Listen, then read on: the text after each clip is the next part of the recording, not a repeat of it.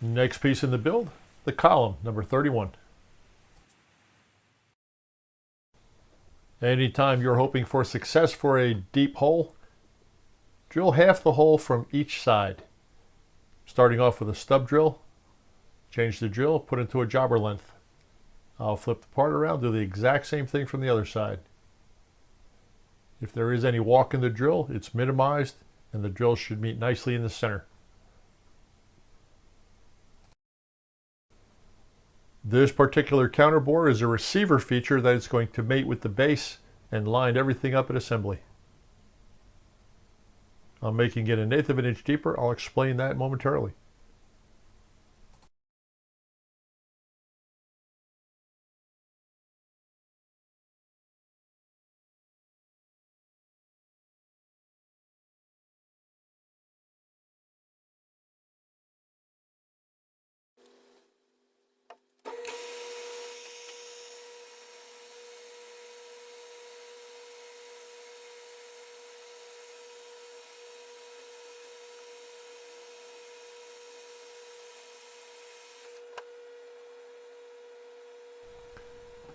Whenever you see me take a nice face cut like that and remove the part from the machine for a moment, it's an off-camera measurement so that I know how much more to remove from the face of the part. There is a small locating diameter to be turned on this particular part to mate with the next piece up. And there we go.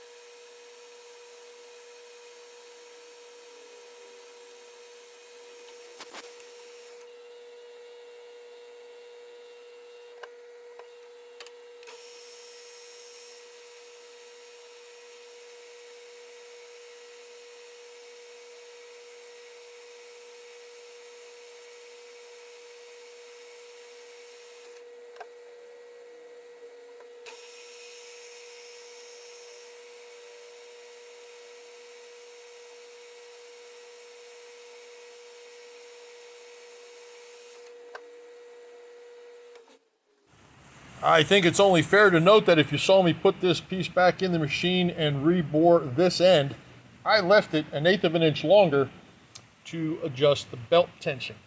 There is a note on this print that says that this may have to be adjusted overall. So instead of taking it off the side that's going to mount up on this side, I made the counterbore deeper so I can adjust it from this side and still have plenty of room to engage the column base. Keep an eye out for that if you build this kit. Next piece of line, cone pulley. I'm going to do a cone pulley so I can mock up this bottom side on the base and see that everything lines up.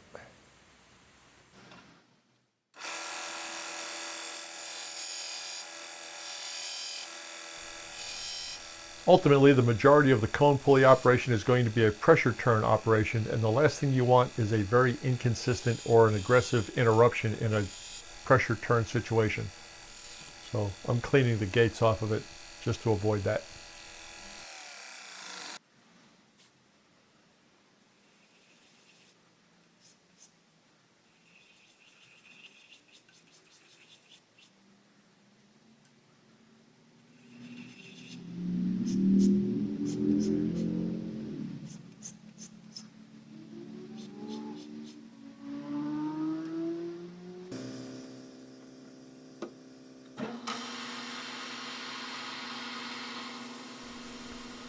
This will be the receiver for the pressure turn operation, and if you saw me plunge the tool into the center, that knocks the center a little bit lower than the perimeter, assuring that the perimeter where the majority of the material should be supported is supported right there.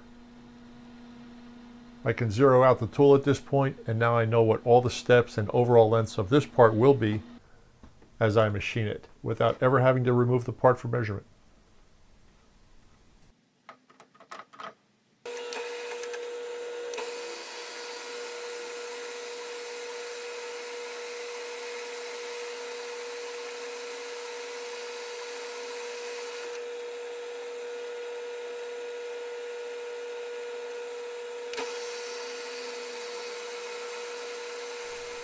This operation is creating a tooling diameter that I intend to reverse this part once again and grip on. So I'm turning a nice clean diameter on that third journal and a square face to put into another collet to bore the part. Actually, I'm going to ream it, and I will locate on that reamed hole for concentricity.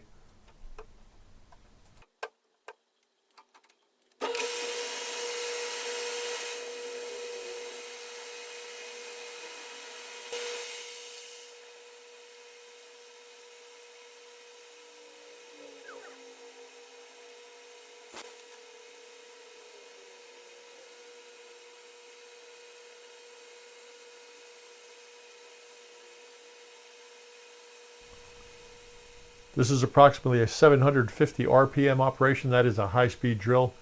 I'm using WD-40 as a lubricant and going about 200 thousandths at a time. For the reamer, I'll back the reamer down to around 500 RPM. And with the continuous feed, ream the hole all the way through.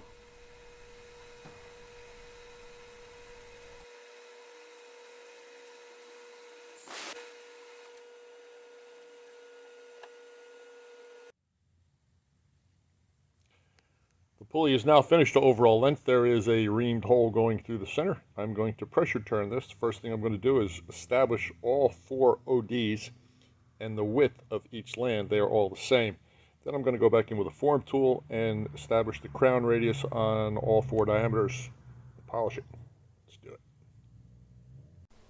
With a small nub turned on the arbor that matches the ID of the pulley, I could bump the tool on the face of the part right here, establish my 0 point, and this way I can turn all the faces, all the diameters reference to that back surface without removing the part. You can see that the 4th journal, the largest one, is the widest one, and that's about to change here momentarily.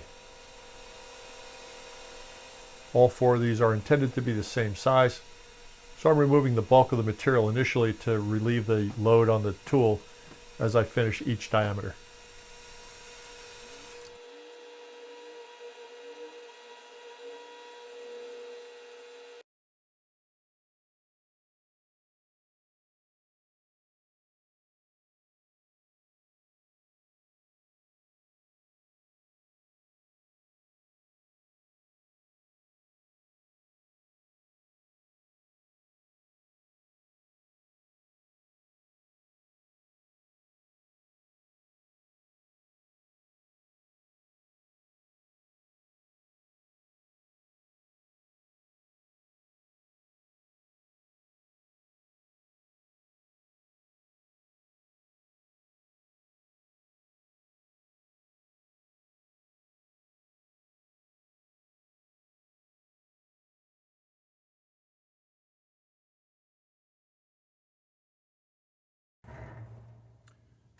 Each diameter is about 1/1000 oversized, and there are 2 thousandths left on each one of these faces. I'm going to clean everything up with the form tool, and the oversize is an allowance for polishing.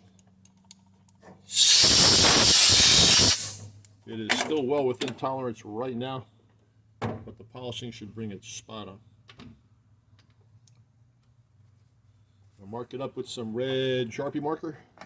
Actually, it's a highlighter from American Rotary. And we're going to go from there.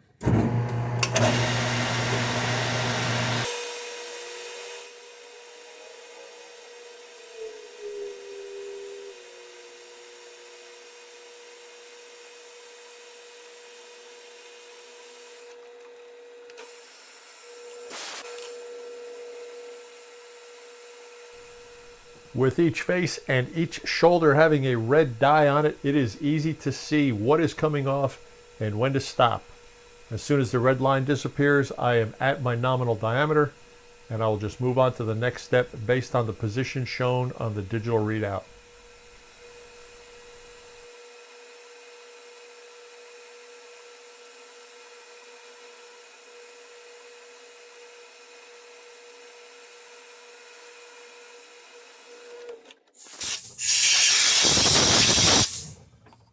That's a high-speed steel form tool with a 500 radius carved into the front of it by eye. Laid it out with a radius gauge and hand ground it.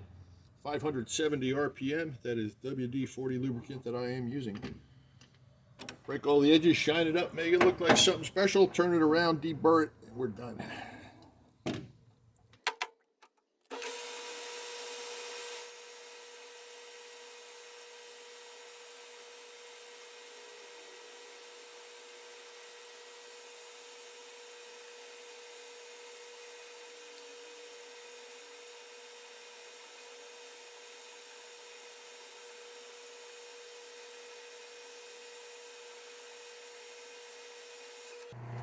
It is a very good idea to keep your files, keep your emery, whatever, lubricated as you're working on something so soft. If the material packs up in the device that you are using, it's going to tear deep lines in here. It's going to take a lot of elbow work to get it out.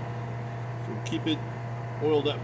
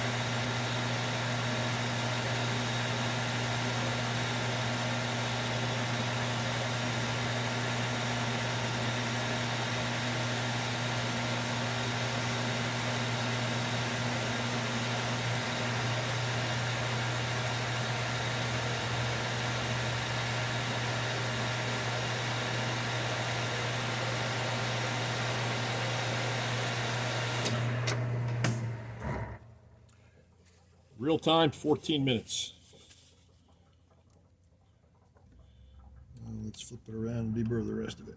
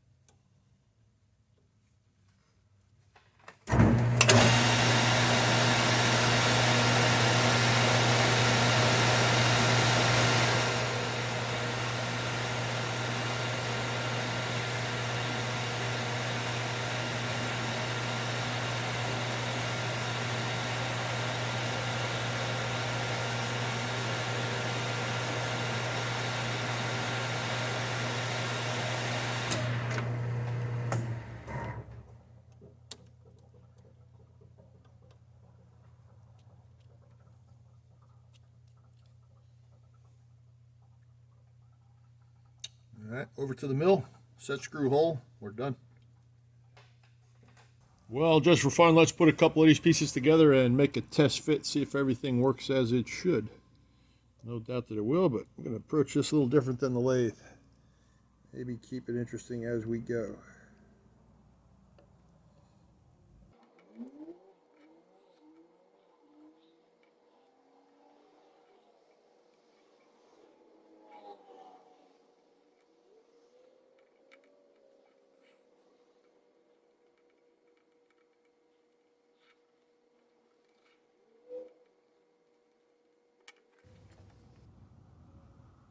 Before I get into the final assembly here, let's take a look at the changes that I've made. And you know, it's your model. You make the changes that you feel you need to make. I did abandon the original aluminum pulley that was provided with the model. The eccentricity due to the offset in the casting was just not worth investing any more time. It was a difficult decision because I put a lot of time into getting this clean. But we're going to swap it out for this guy right here, and I think that is a much better looking component. This was going to have an oblique or a constrained inside angled set screw. Not a fan. So I put a hub on mine, and my set screw is outboard. That'll keep it running a little bit straighter.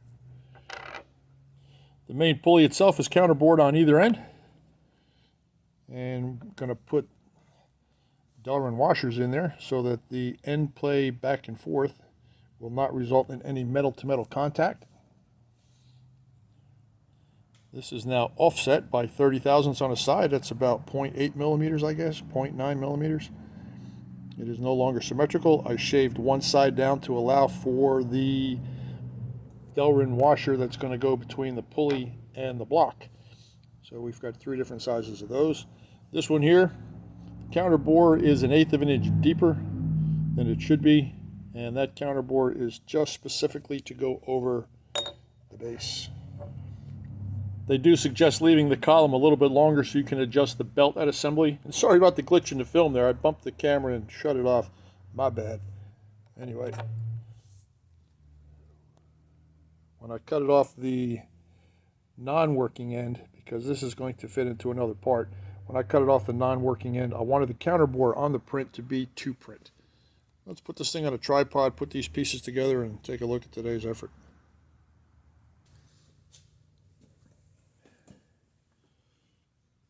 Due to the limited clearance on either end of this step pulley, cone pulley, I elected to do a counterbore in each end so that I could use a thicker shim. Should work out fairly well.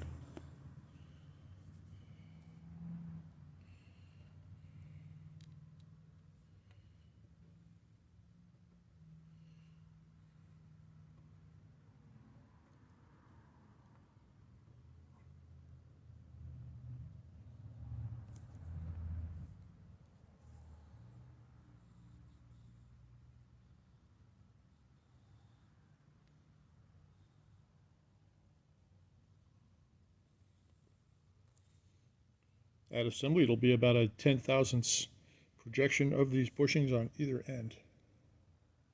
Not much, but plenty enough to take the friction out of it.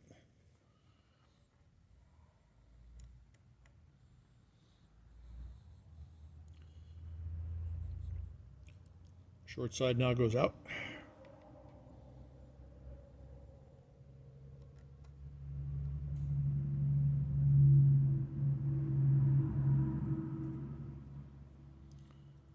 Let's screw it down.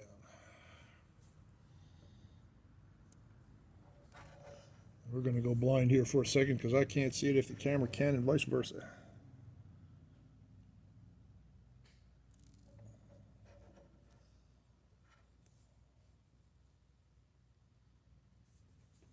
Yeah, no. Tweezers, right?